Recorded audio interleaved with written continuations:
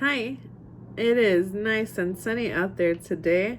It's kind of my favorite kind of weather where it's like kind of cool. You need a cardigan or a light jacket, and then it's so sunny, but we can't go anywhere. So let's make some artwork. Today we're going to continue learning about colors, and we're going to be inspired by the sun and the moon. Today we're going to talk about the sun and the moon and the different impact that these symbols have had on different cultures, different artists, different artworks. And so we're going to talk about the meanings right now. So when you see a sun in artwork or in cultures and religion, it can mean things like energy and light and something new and something positive. And it's always linked to males. And it also is linked to corn, and it's round like a tortilla. And then we have the moon, which would be kind of the opposite of the sun. So, you have your night and your day. And so the moon stands for something dark, shadows. While the sun was something new and rebirth, the moon can be death or something going away. It's something mysterious, and it's also linked to females. And it's something of wonder, of something getting bigger and better, because you know how the moon will change. Well, that's what that means, is how things are changing around us. So these are opposites. Other things that are opposites are complementary colors. Those are colors that are opposite on the color wheel. And we also have the opposite of warm and cool. So today we're going to work with the warm colors. These are colors that make you feel hot, warm. So like yellows, reds, and oranges. And colors that make you feel cold, these are the cool colors, like your blues, your greens, and your purples. If you remember right by the Promethean board, close your eyes and imagine we have the fire.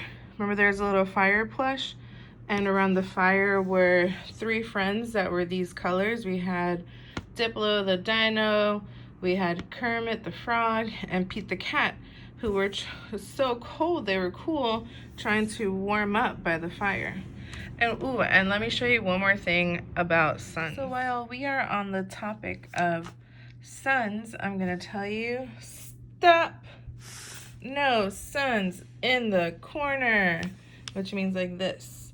Because think about it, when you go outside, so imagine you're outside and you look up, do you see the sun in the corner, kind of cropped off? Turn to your right, turn to your left. Nope, the sun is usually above you, and you can usually see the whole thing. So something like this. I mean, it's still in the corner, technically, but you see all of it. And you don't always have to put all the sun rays, of course. This is just me showing you an example. That it could be right above you.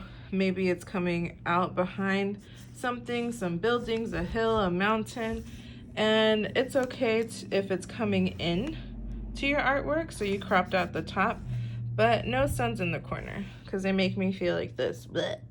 But then when you do the sun in a different spot, it makes me feel like this. Yay! So, no suns in the corner. Made my circle with the same lid from yesterday. You're going to divide your circle in half and then decide which side is going to be your warm, which side is going to be your cool. So which is your moon, which is your sun. And I sorted my colors to make it easier. All my warm colors are going to go on my sun. All the different shades and tones, and I'm mixing it up. I'm going to do a wax resist. So I'm laying down all my color first, and then I'll add my paint later.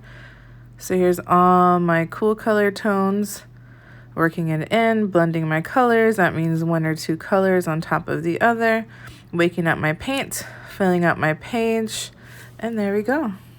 When you finish, please take a photo and upload to Class Dojo or tag me on Twitter and Instagram. And don't forget about the art contest going on the Aldine webpage. Happy art making!